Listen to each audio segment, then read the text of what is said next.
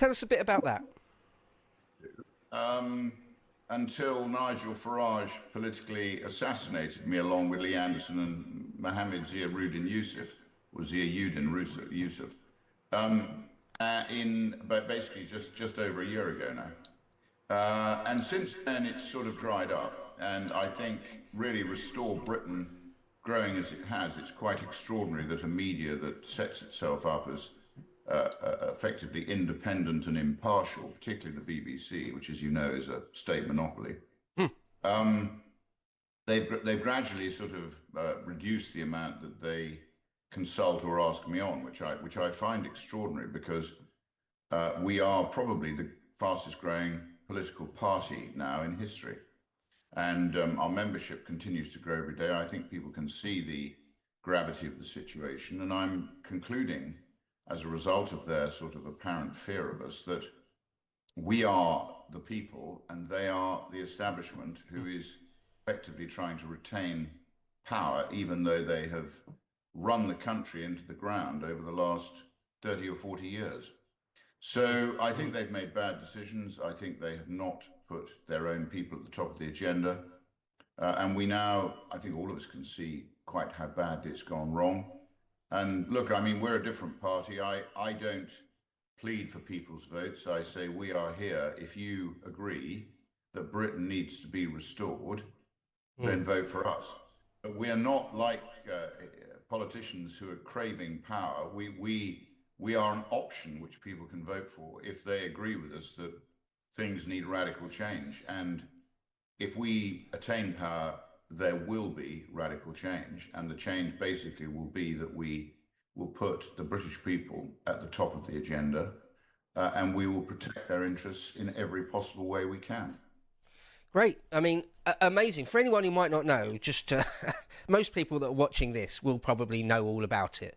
But just for perhaps people that do end up clicking on this video that might not know, you've started your own party, Restore, which is now polling. No, I've seen it's called Restore. It's called Restore Britain. And, right. And if you want the history, I was a Reform MP until, as I say, for some extraordinary reason, they did try to politically assassinate me and send me to prison, which is unethical to say the least, given that I've done nothing to even vaguely merit that. And in fact, Nigel Farage told us the truth, which is they didn't like my opinions on mass deportation, which is why they allegedly got rid of me. Then after I'd been cleared, which I knew I would be because I hadn't done anything illegal, I set up a movement because I wanted to unite people, and it was called Restore Britain. And then we have turned Restore Britain now into a political party, and we have Electoral Commission approval. So we are now a fully fledged party. We are not running in all of the local elections. We're running in Great Yarmouth in the county council elections, where we're running under the flag of Great Yarmouth First, because we wanted to ensure we had an electorally approved body, which was approved before Restore Britain was approved. So the reason we're running in Great Yarmouth First is because that was the body that effectively got approval first. So we want to show the model that we can win both bottom up and top down. And we want to start with the county council elections in Great Yarmouth, where there are 9 seats. We're hoping to win them all. There's also a borough council by-election as a result of somebody sadly dying, which we hope to win too, which by quirk of fate will give us the casting vote on the borough council. So we, as you probably know, we've been very active on all the social media platforms. And what we're now doing is setting up branches across the country. We are early in that process, but people have been incredibly enthusiastic. And I think there are a lot of patriots who can see quite what a bad state the country is in, and quite how necessary it is for the British people to actually now take control of the situation and take back their country from people who arguably have lost sight of who they represent. And at the next general election, you do intend to stand in everywhere. It's as We will stand. We will stand across the country, and we're going to start obviously prioritising seats where we think we will win, which is obviously the coastal seats and the rural seats. After what Labour's done to the rural economy and to small businesses, I think they've got very little hope in those areas. Obviously, their historic strongholds are in the sort of big conurbations, but again, they have made some very bad decisions over many, many years. And one of the things I've been reading over the weekend is our rate gang report, which is here. That's the draft report of our rate gang inquiry, which we crowdfunded, which, frankly, when that is published, I don't really see how any self-respecting citizen can ever vote for Labour again. So Labour has an awful lot of blood on their hands as far as that is concerned. And arguably, the Tories played a sort of Pontius Pilate type role in that they didn't do what they should have done when they had the ability to do it. So this cancer was allowed to grow within the gut of Britain, and we have to deal with it before it metastasizes. So that's really where we are. And look, I'm here if people think that we need change, and we will engineer that change. I've got quite a lot of experience, not only in business, but in the City of London and in many other things I've done over my life. And I think we need to have a radical plan to return power to the people, to cut the size of the state, to deregulate, and to allow people to find their own level, make their own relationships, and not have them distorted by a state which thinks it is omnipotent and its job is to tell people how to live their lives.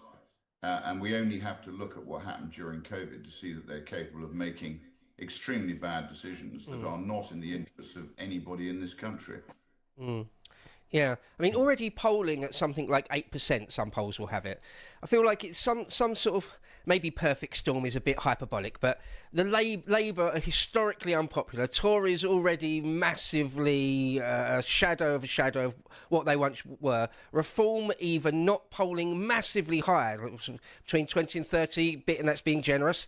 And it feels like to me, what do you think about this? That you see the amount of apathy, the amount of the turnout in general elections is so low that there's so many people that feel disenchanted, disenfranchised. I think that people are screaming out for a party like Restore Britain, that it puts the native people first. It doesn't seem like too much to ask, but it sort of is. If Restore Britain are the main option on that. In answer to your question, the Tories and Labour... I can't hear him, Harry.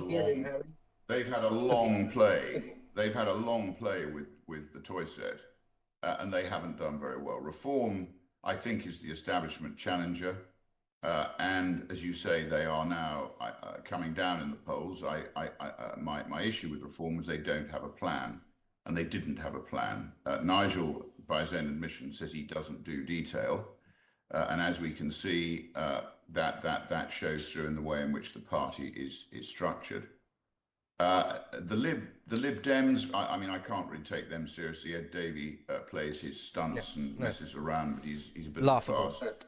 And then, frankly, how anyone can vote for the Green Party. I saw Zach Polanski up on a stage dancing with some bloke in a gimp outfit, holding his crutch, and sort of jiving along to the crowd. I mean, quite how anyone, other than a complete lunatic, could think that they are the road to restoration. I'm not quite sure, but maybe I have to respect the fact that there are people out there who probably don't look at life in the same way as I do. But if that didn't put you off, then I don't know what will. Yeah, no, there's quite a lot of sick, degenerate lefties in this country, Rupert, I'm afraid, isn't there? Unfortunately, let's be perfectly honest about it. I wonder if this morning, I would love to get just your take on a couple of things, because it would be great to just flesh out some of your thoughts and feelings and your takes on almost day-to-day things. So, for example, in the news this morning, it's mainly Donald Trump, so a bit of foreign policy, obviously the Artemis thing. Nice to know just your thoughts and feelings on that. And, well, health policy. Right, this doctor strike. Can we start with that? A little bit about health policy. If you were the Prime Minister if you found yourself Prime Minister, what would you do about the British Medical Association and these doctors and their strikes? What, and the NHS in general? I mean, how would you? What's your grand meta plan for dealing with that whole car crash of a thing? Well, I think you have to look at the genesis of the National Health Service. And as you know, like the BBC, it is a state monopoly. And all monopolies in the end become inefficient and malign. And I think that applies to the NHS. Now, obviously, the intent of the for the NHS was a benevolent sort of structure to provide healthcare, what Trump is doing in Iran right now, and that is the USA. Clearly, we should obviously support where it's necessary. But I think what we have to do is we have to put Britain's interests at the top of the agenda. And, you know, I think there's a lot of rebuilding to be done in Britain. There's a lot of reality that needs to flow back through the veins of the country. And we need to stop deluding ourselves that we still have this vast amount of Victorian wealth, which has carried us through over the last 100 years, really. I mean, we built up the most massive wealth, which is now dissipated, and we're not creating very much wealth now. So the answer to your question is, obviously, global peace and global security is incredibly important, and we should ensure that we play a role in that. But I think, in answer to your question, we've got an awful lot to do to concentrate on our own knitting before we start worrying about what's going on in other parts of the world. We should start by ensuring that we have a country that's at peace with itself, that is prosperous, that is protecting the interests of its citizens, rather than going to wage global warfare, which we are certainly not equipped to fight. America is equipped to fight it. She has all the resources. She's invested in her armed forces, and she has a structure to do it. We don't. And the world has relied on the US to protect freedom since the war. Indeed, we relied on America to win both the First World War and the Second World War. Without her economy and without her support, Woodrow Wilson in the First World War and obviously Roosevelt in the Second World War after Pearl Harbor, we effectively we've relied on them, and we obviously, as I think people have said in the past, we are their oldest ally, and so we should be. But for the fact, arguably, we messed it up, America would still be part of the UK. Unfortunately, historically, you can't undo those things which we did badly in the past. So look, I mean, we need to play our part. We need to support. We have bases in places that are necessary. Those should be available. Are we in a position to start getting involved and you know, hurling munitions around the world? Probably not. Okay, yeah. If only we'd won the War of 1812, Rupert, how things might have been different. Well, quickly then, just to build on that, would you increase military spending then, if it were up to you? I would. Yes, I think Donald Trump's quite right. Britain and Europe, particularly Europe, has not invested sufficiently in defense. We have relied on the US, and I think he makes a very good point when he says everybody should be contributing to global security. We, as it happens, have actually spent a lot more than Germany and other sort of countries in Europe. But yeah, I think we should be building up. I think we should be building up our armed forces. We should be building up our border control, building up our defenses generally. And as you know, from war comes innovation. And I think we should be learning as much as we possibly can from what's been going on in Ukraine. Who would have thought that before the Ukraine war, and which is the large reason why Russia didn't invade Ukraine, was that actually warfare has changed. So it is now not just about sort of lines of tanks. Tanks can now very easily be destroyed by drones. So I mean, historically, innovation comes from war, sadly. and we should be learning from that and then developing our own defence with a view to, as I say, protecting the interests of the British people. But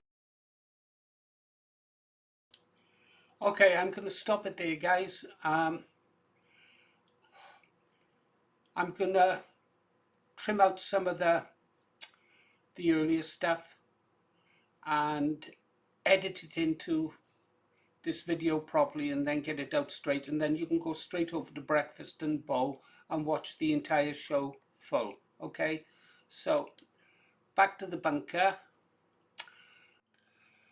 Okay guys, good morning. This video is going to be for the working class. Yeah, I'm going to be talking about the working class, and I'll be talking about Rupert Lowe and some of the criticisms levelled against him for not being working class. First, I've got to get a coffee. I tell you what we're going to do. I'm going to be talking about the news today, news from the Middle East, news about Rupert Lowe, and news about Nigel Farage. And I'll be pushing the Badwolf channel, who's produced an excellent playlist for us, and I will be reviewing the Working Class Patriot channel. It's quite a big channel, but it could always do with a few more subscribers, okay? But whilst I need a coffee. Look, can you see that? I'm out of rum, I'm drinking coffee. But while I'm doing that, you can have a look at this. Let's go here. Look, I love places like this. This is WPC's bar. It's been created for him by Badwolf, who's made a fantastic song. So while I make the coffee, you can listen to this song. If you don't like this kind of music, that's fine. Not everybody's got good taste, yeah? You probably like rap crap or something like that. I don't like rap crap, but I like this kind of music. So I'm going to leave it here playing whilst I go make a coffee. When the video's over, we can get down to the real business. But it's a lovely song, so Badwolf, if you watch this, please, can I have music like this for our channel, please? Respect, brother. Here we go.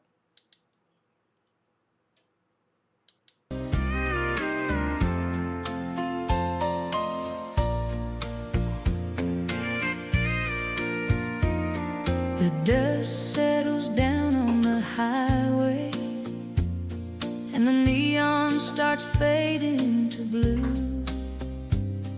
I've looked for a home in the shadows in every town I've passed through, but there's a light in the window calling, like a bell ringing steady and free. I finally found where I'm grounded. Yeah, WCP is the place to be. Oh, WCP is the place to be, where the handshakes are honest and the coffee is free. From the rise of the sun till the stars hit the ground, it's the sweetest refrain that my poor heart has found. In a world full of lonesome, I'm finally me, 'cause WCP is the place to be. They say that the road is a master that leads you to nowhere at all, but I've built me a bridge over trouble, and I finally stepped over the wall. You can keep all your gold and your silver and your ships out on the deep rolling sea,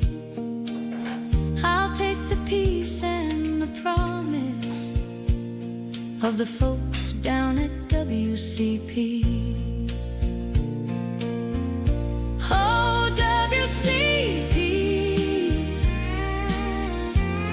is the place to be,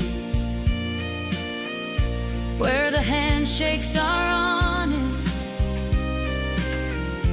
and the coffee is free.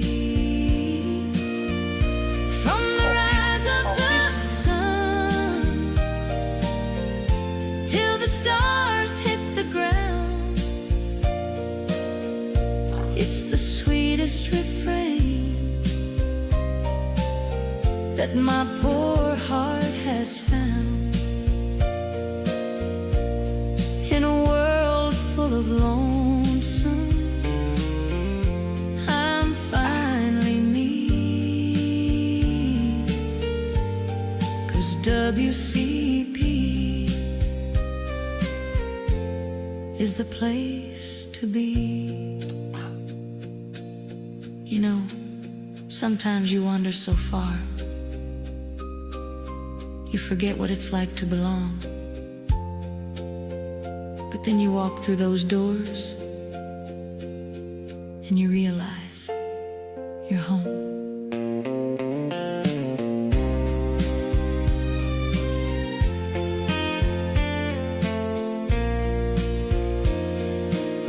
Yeah, I'm hanging my head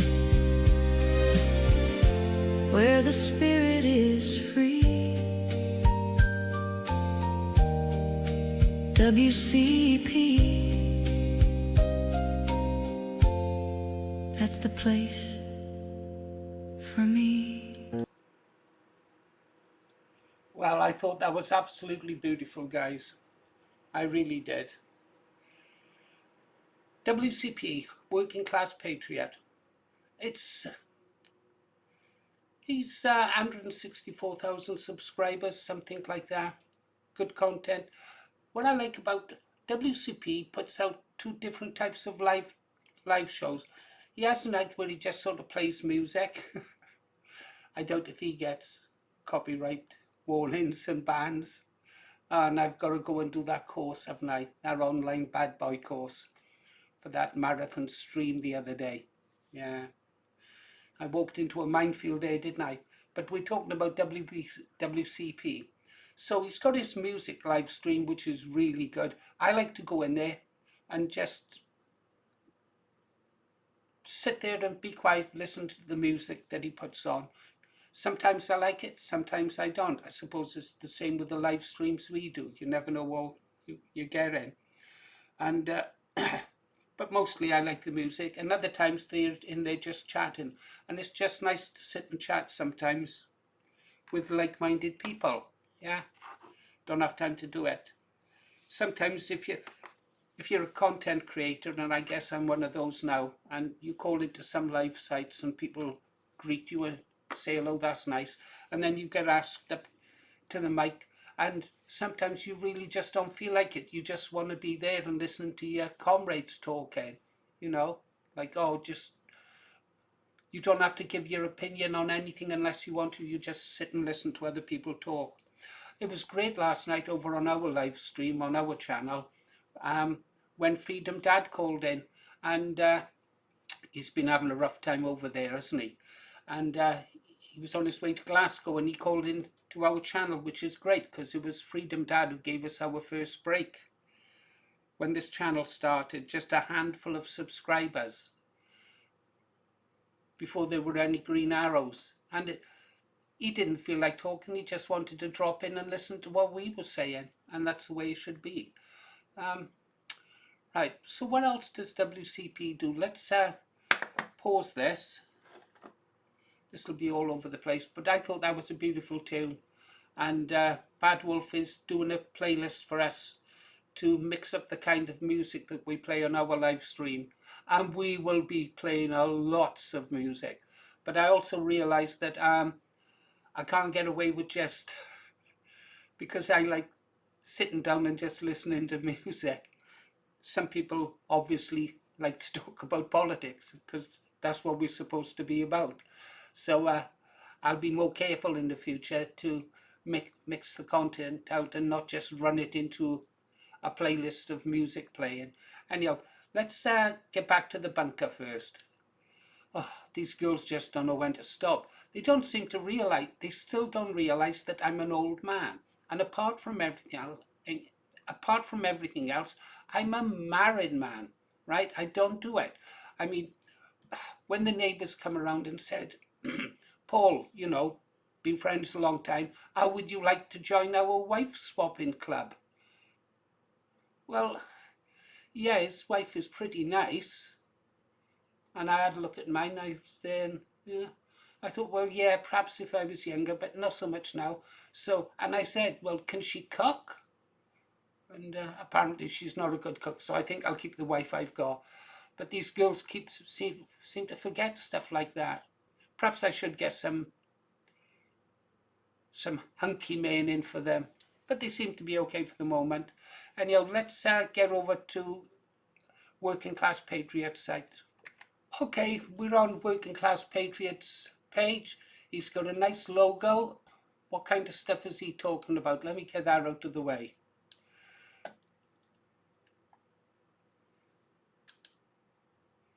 Yeah, for you. Interesting. What's Tommy doing there? Tommy Robertson calls out Rupert Lowe. Good viewership. 14,000 views on that, 36,000 views on that. Cross of Jesus. Oh, excellent video there. Flip Flop Nigel. Lawrence Fox is, I don't know what Lawrence Fox is doing there. I did play one of the clips, but I had rap crap music in and I didn't want that. Then I listened to him there. Now I hope he's just winding the viewers up, yeah? Past live streams. His live streams, I like his WCP's live streams. They're always interesting. But one of the things he does really good is he does these posts. I don't know if you can see it. You're at the bottom every day. I've told you about these. Every day he starts off with reporting on something Rupert Lowe said, which is excellent. It really is. Right, let's get back up to the top. Excuse me, I've got to get another monitor, guys. We've got some new members, which is really, really good. We've now got, I think, we've got 25 members on our channel. We've got 25 green arrows. That will give us £100 a month, okay? I'll come to the channel finances now in a second. That 100 a month will pay for our Starlink. Oh no, I'll make our channel go premium so we don't get adverts when we do our live streams. I spent ages this morning talking to Ribeye about why we can't use ad blocker and Brave. We use Chrome for our streaming. Yeah, he finally accepted it. We also had a few words about I want him to take more part in the channel. I reminded him I can't live forever and I want him to take over the site eventually. So I'm looking for one good man. Okay, let's have a look at the videos. Yeah, look at that one there. 16 hours ago, 73,000 views. That's a cracker. We played that. That was a brilliant one, the one on the left. Flip Flop Nigel Farage, 2,000 views. Yeah, I'd be pleased with 2,000 views. I'm surprised he hasn't had more on that one because that was Connor Tomlinson and that talk he gave was brilliant. Taxi driver, he's reporting news. He's reporting what's happening from around the world. Linking to a lot of other news sites. That's what most of us YouTubers do. Is just report on people reporting. Yeah, lots of good content there. Lots of good content. I'm not seeing much, if you like, original content, say in the way that I did that. Well, a report into Islam and the torture of the grave, or what was happening in the Western Sahara. Not seeing investigative stuff there. But all in all, this is good entertainment content. Or at least I think so. Yeah? I won't play anything of it. The cheek of the man. The cheek of the man. I won't play any of his stuff. But, you know, you've got to have pretty big balls when you're a tiny channel to go review a mega one. Yeah. But that's what a British nationalist is like. He'd call it out. Okay, now there was something else we've got to go and see. I really want to make this quick, guys, because I want to do some serious work. If I press